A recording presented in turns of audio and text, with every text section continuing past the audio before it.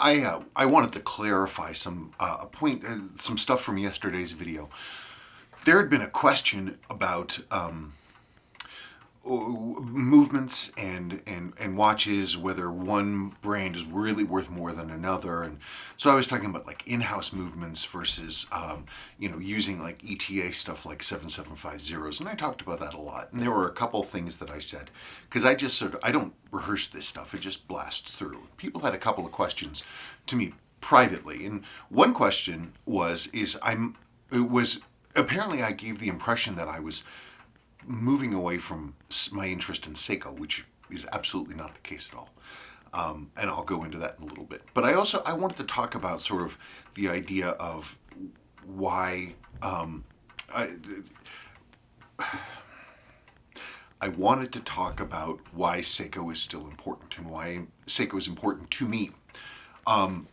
Again, so to go back to this point, I was talking about Valjoux 7750 movements. Just as an example of, gosh darn it, didn't I bring it down? Aha, yes I did. So you have two different watches here. Let's just talk about these two. You have a Sin ST103 that I changed with an old style countdown bezel, Valjoux 7750. And you have this. This is the poor man's Hoyer. This is the Lejour 7500, and it has Valjoux 7750 in it. They are underneath the hood more or less the same. There's going to be some tweaks to how the movement runs. Some places they'll take these movements and they sort of make them their own, and they'll tune them up and stuff like this. And just like say with an ETA 2824s, there's different grades, but at their heart, at their core, they are, they're the same beast under the thing. So the difference in price and the value and the collectability of these watches is down to really the casing, the job that was done with the casing, the materials that were used, and the style, and the design. And I wouldn't ever want to belittle the price differences for that. It's a matter of whether or not, the casing of this versus this, the name on this versus the name on this is really worth the value difference, because there's a significant value difference about these two watches. But under the hood, they're the same thing. So again, for me, I kind of think about movements a lot. And so to me, they speak in a lot of ways to me the same way because of the movement. But casing is a tough thing. Design work to make a watch that's presentable and attractive, that has balanced elements, that's kind of tough to pull off. So it's not to be belittled at all. So, but talking about Seiko, no, I'm not moving away from Seiko. I don't wear Seiko as much as I used to. I think in large part because when I look at a Seiko, it's like I'm always worrying about the movement a little bit, like how are we doing, and does it need to be checked, and I can't fully relax sometimes. I should probably just give up and just wear it. Okay, so you've got these. I really should have organized my thoughts. So another example of these, all these movements being used by these different companies, this is what I was talking about, the ETA 2824. And that is ubiquitous. They are everywhere, and the reason is that it's a great movement. And so these companies can buy these movements, and they can tune them up as they see fit, or doll them up, or pretty them up, or do whatever. And you can come up with very different products with the same thing under the hood. This is a Raven Venture, and this is that Longines from the 90s, and they're very different beasts, but they have the same basic engine under the hood. This Raven, actually, I need to open it up and look at it. It's brand new. I've never worn it, and it's the sweep hand is stopping at 39 seconds.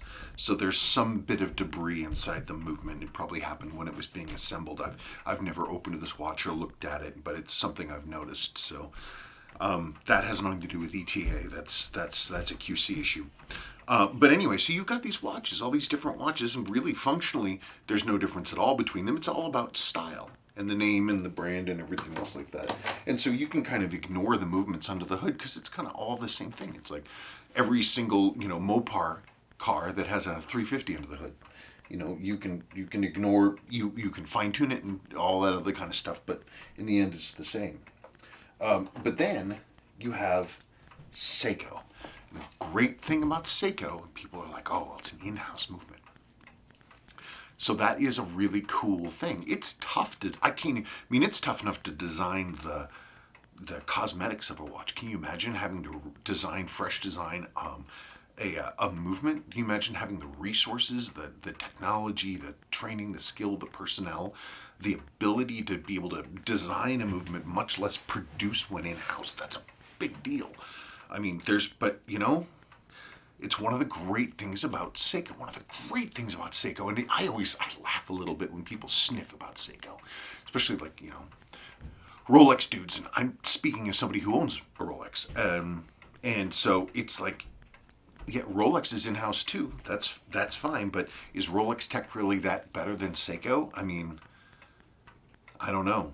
But if you want an ETA 2824 movement, there's a ton of watches out there that have that movement. If you want a Valjoux 7750, Valjoux 7734, Valjoux 7733, or whatever the heck, there's a ton of them out there. If you want a Seiko 6138 vertical column chronograph, you have to buy a Seiko 6138. That's the only place you'll find them. It makes this watch unique. It makes their brand unique. It makes it special. It's not, it's unique to itself. It's a conversation piece, among people who are down for horology, where you can talk about this. Seiko designed this thing from the ground up. It's fully in-house, which is pretty amazing. If you want a 6139 single register chronograph, you're only going to get it inside a Seiko 6139, period. I love Seiko. I still love Seiko. And, one of the reasons I've been getting interested in Swiss stuff is that I wanted a wider base of understanding in terms of general horology to sort of see, to be able to basically to walk away from the mountain, because you can't see the mountain if you're standing on it. So you walk away from the mountain and then you can see it. And so I'm walking away from the mountain that is Seiko to investigate other things and learn more stuff, and being able to look back and appreciate the beauty and amazingness that is vintage Seiko. But on my day-to-day stuff, I just want to be able to put on a watch and not really think about it too much. I don't want to have to worry about it, anything else like that. And so these days I tend to wear pretty solidly built three-hands, not chronographs too much. I do wear my Omega, but things like this, I worry about them a little bit. Isn't that beautiful? What a beautiful watch. Or this.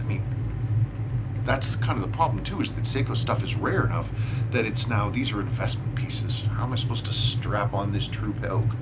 How am I supposed to do that? Anyway, that's just me blathering on. I want to do another video about Larry's SKX 013 bracelets, and I'm going to do that at some point, maybe today if things go well. But sorry, I'm jumping from subject to subject.